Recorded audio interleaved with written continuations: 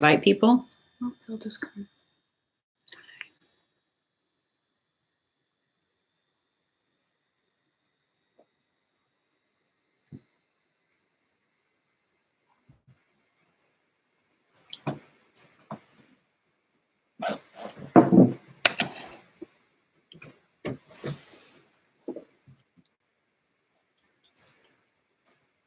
Start talking.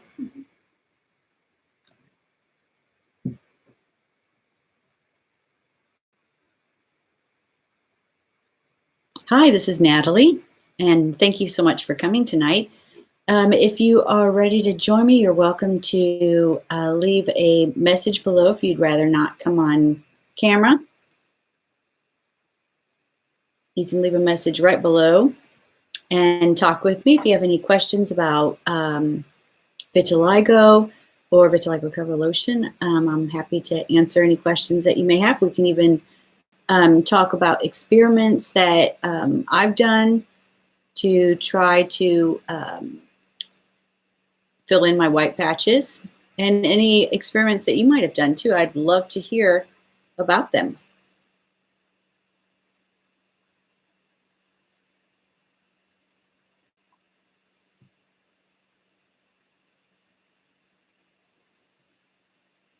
One of the things that I've noticed is that there might be a correlation between vitiligo and the gut.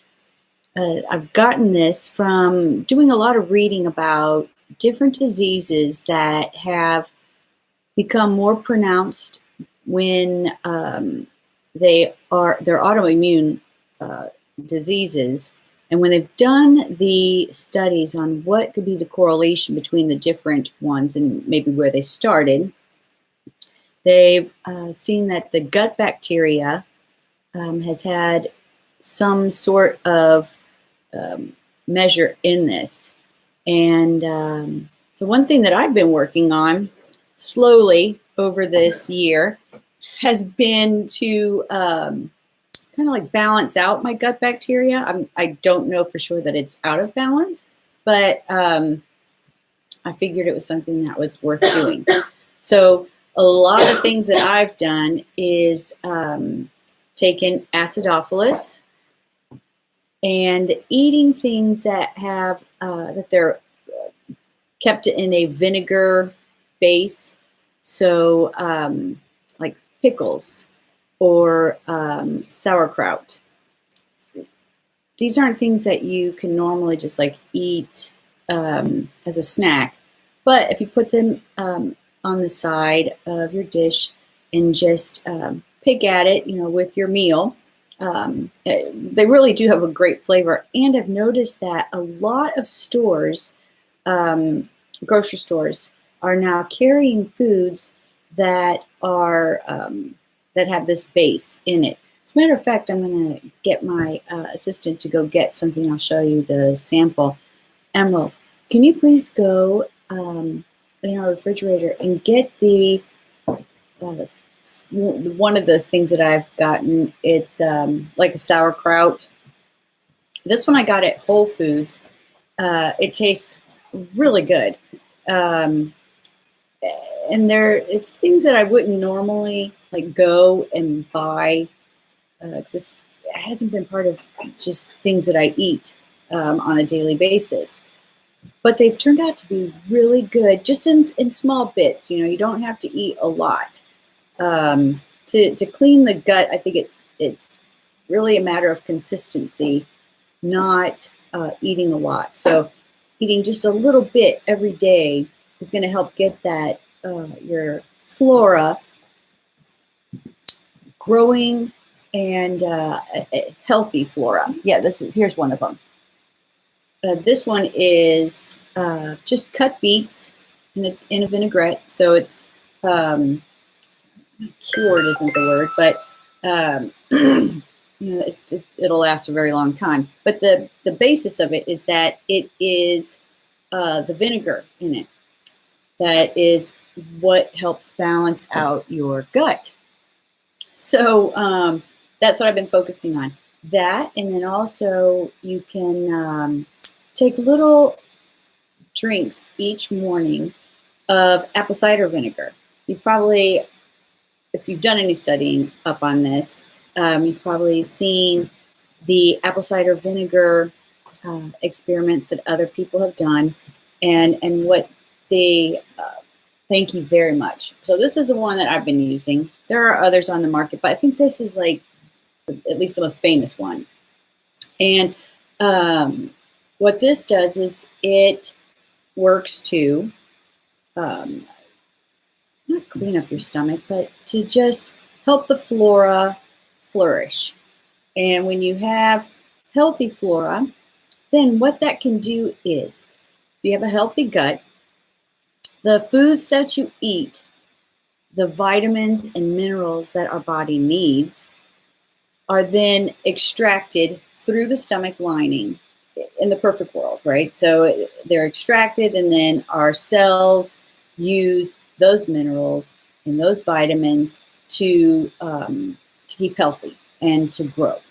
And when we have a depletion of that, then our gut isn't working properly. And so we get low in vitamin D.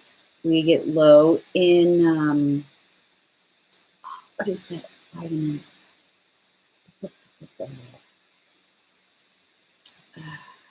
Gosh, there's so many of them, actually. It's an acid. Do you remember what that one was? That acidic something. Well, there's a list of them. And actually I have them on the website too, vitiligocover.com. And if you go up to the blogs, and you can do a search on doing experiments. And then in that, I have a list of all the different vitamins that I've done experiments on. But more importantly, that then your body can convert that properly. Your stomach, with the healthy flora, can take those vitamins out properly and then disperse them correctly so that our cells and our DNA then can function properly. My big question was, what if the reason that the vitiligo gene turned on for me and not anyone else in my whole family? They obviously have the gene, but nobody else got this. It didn't turn on for anyone else. Is maybe something in my gut bacteria, for whatever reason, helped turn it on. And it wasn't until I started reading about that seemed like a really good bet for me. That might have been the reason. I had gone to other things throughout the years, as you can see from my different blog posts about it. You know, my first thought was that the stress on my body after I had 3 children, 2 of them like one right after another, and I thought maybe that was a stressor that my body just found too difficult, and so the gene turned on. And I don't have an answer. That could be what it was. Another thing is that a lot of scientists go searching for perhaps it's outside reasons, say toxins in the air or different chemicals that are used. And when I heard that one, that struck a chord too, because whenever I would do shampooing my carpets, the chemical that was used in that shampoo would affect me. You know, I would taste kind of like a metally taste in my mouth, and I would feel a little bit nauseous. And so it's clearly doing something to me. And it was all, these things were all about the same time, so like I was, it was like about in my early 30s. So with those two things happening at the same time, I can't I can't say for sure if that was one of them, but it really did, that clicked with me, that those could be the reasons. And so then once I started reading more about the gut bacteria, that made more sense because it was something tangible, and maybe I liked it because it was something that I felt I had more control over changing it. And so you work on that to try to change that. Because it's really not worth trying to just, hi, how are you? Nur? Great, thank you for coming. You're in Indonesia. How are you doing tonight? I think if you type below, we'll be able to talk back and forth. So until Nur is ready to, they're chatting, then I'll just keep going with this. Once I was trying to decipher what exactly might have been going on with the vitiligo, what could be the cause of it, with the gut bacteria, I felt that I had control over fixing it. And so I've been doing this grand experiment with the different foods and the apple cider vinegar each day, just a little bit. And I've been feeling good. I haven't seen a difference yet. I'm assuming that it's going to take a lot of work to get the gene to turn back off. And I'm not so concerned. I haven't really had a lot of new patches, although I have had new patches. But I would like to mitigate that, slow that down would be wonderful. One second. Hey, Emerald. So when I'm going to be communicating with people, if they would like to talk, will they be typing here? How will I be communicating with people? Yeah, they would type in it. So they'll type in? Yeah, they say, hello, I'm from Indonesia. And then they can hear me talking, correct? Yeah. Or I don't need to type that. I'm just, no, this is all brand new to me. This is really fun, and we're so excited to be doing this. This is something that we're going to be doing weekly. And so if you ever have any questions, and you can write them down and then save them until we're having our next meetup. This is something that I've been excited to do for a long time, and I think it's going to be great for us to all have conversations together. Do you have any questions, Nur, about vitiligo or about any of the experiments that I've done over the years, or anything that you've read on my website? Just let me know. So the other thing that we were talking about is other experiments that I've done. One thing that I did for about 18 months was the eczema laser treatments. And with that, it was at the very beginning of them doing it. And so it wasn't something that they were very practiced in. And I think it took about 6 months for the nurse who was doing the light treatments for me to really get it down properly, because at one point she was just like putting the laser on my skin and then kind of like painting it for the dose. So like they'd push a button and then paint while it was on, and then it goes off. It's like a burst that maybe lasted like 5 or 7 seconds. And then after a while, I was saying, nothing really seems to be happening from this treatment. And so I don't know how she figured it out, or I don't know if another nurse came in, but what had been happening is she was painting it instead of taking one spot. The top of it's only this big, so it's a laborious process to do it the way you have to do it. But I can see why she was painting it because that seemed more logical. But you had to hold it for that whole time and then move to the next space over. Hold it for the next, then you had to hold it in that one place. So once we started doing that, then the pink started occurring, and I was getting just a little bit of freckling, which was, great to see. And I did that for another year. I think I was going 2 or 3 times a week. You have to go consistently and often for it to make a difference. I was first started off doing just once a week, and that was doing nothing. And then, and I'm talking about when we started doing it properly, right? So I was still doing it just once a week.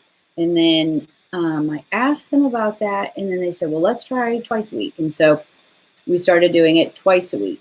And I started seeing a little bit more pink each time and a tiny bit of color coming. And then when I started doing it 3 times a week, I started getting a lot of freckling.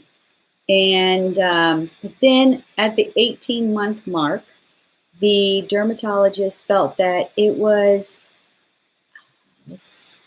not dangerous, but not safe to go on consistently like this because they weren't sure of the damage that could be done because of the exposure to that laser so often. And so once I stopped the treatment, then any pigmenting that I had had just completely faded. And so while it did give me a confidence that when you do any kind of treatment like that, it can repigment. And so my skin cells weren't dead to repigmenting. It was not, and it wasn't something that was now impossible for it to do. Now I know, okay, my skin can get color. It's just not doing it on its own. So I had to figure out, like, why is that happening? And the next few summers, I would sit out in the sun for like 15 minutes each day, and I would get little bits of pigment, little freckling, new freckling coming in. And then, of course, come fall, when you couldn't sit out in the sun anymore, then it would all fade again. So the good news is your skin cells are not dead. They can recolor. They just have to figure out how we can get it to consistently repigment back in.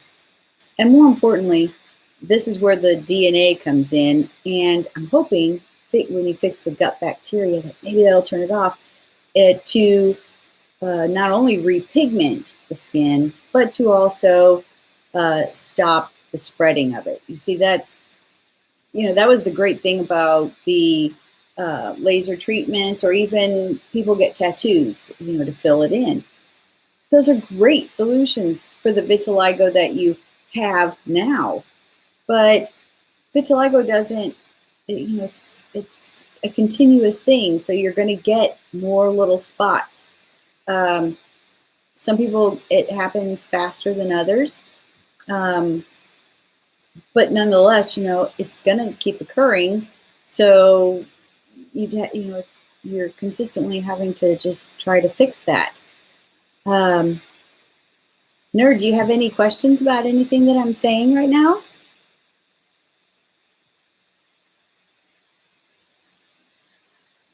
So, let's see, another experiment that I did, which was with ginger root. And I have a lot of videos on YouTube with that experiment. And I had read somewhere, or I guess I watched somebody's video and they said that it was working for them. So I thought I'd try it. And I did it consistently. And I started seeing pink. So because I saw pink at the beginning of my laser treatments, and when I sat in the sun and when I saw my skin turn pink, I knew, oh, good, there'll be some freckling. And so I saw a little bit of pink when I was applying the ginger root juice onto my skin, just the white patches. And every day I'd put a little bit on, and it'd be pink, it'd be, this little pink, but I never saw color. And then after a few weeks, I realized that it was probably that the acid in the ginger juice was irritating my skin, and so making it pink and not anything that was really working to help repigment that. So that did not work. I've taken quite a bit of vitamins to try to repigment, but those really haven't worked for me. The ginkgo biloba was one that I was just holding so much promise for, because I had spoken with a doctor, I believe it was Orsa in Canada, and he had patients that he was finding that when he gave them particular dosages of ginkgo biloba, that they were repigmenting. And so I tried that, and it didn't work for me. Doesn't mean it can't work for you. Everyone's bodies are react different to different vitamins and treatments. Because I've heard quite a few people who have had success doing the laser treatments.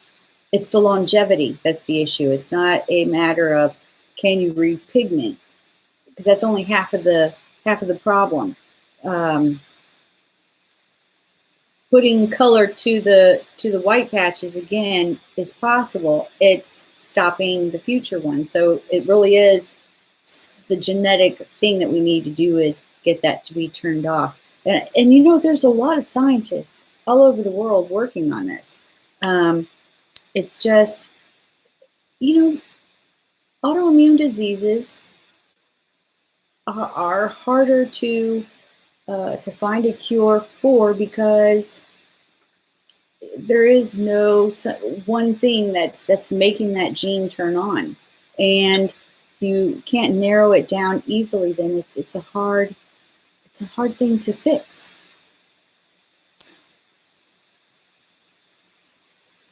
So is there any other questions that you might have that I could answer? I'd be happy to answer any questions.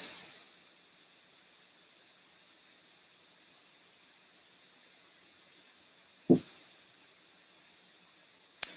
few weeks ago, actually it's been a few months ago now, I had a great talk with a gentleman who lives here in St. Louis, who has vitiligo. And he was telling me about how he really spends a lot of time, he's a teacher, and so he spent a lot of time talking to students about what his vitiligo is. And you know, I've never had that issue where someone seemed like they were afraid to touch my skin because they might catch it.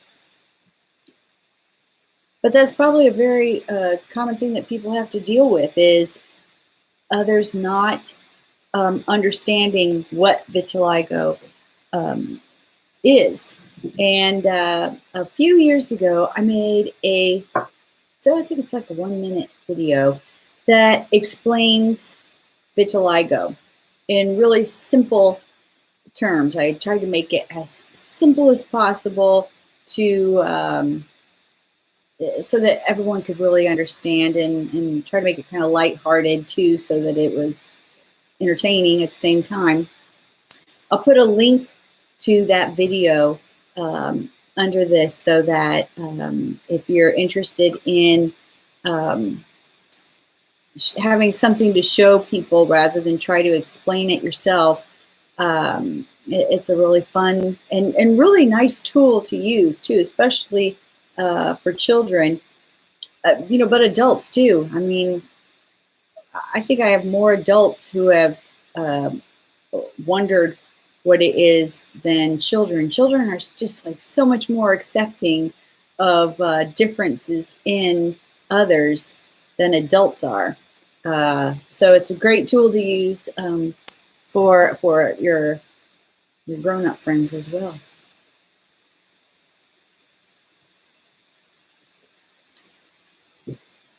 All right, well, this is our first live, and we will be doing this each week.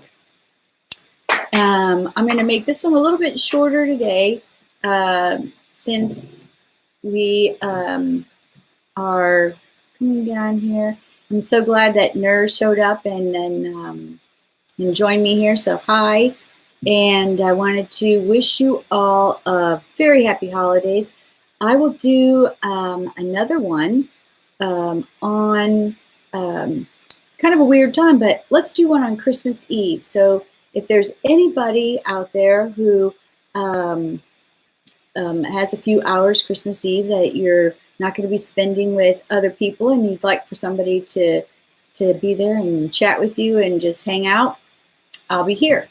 And on our Facebook page, I will put what time we will have it. I'll make it in the evening so that once you can be done with your Christmas shopping and just chilling out.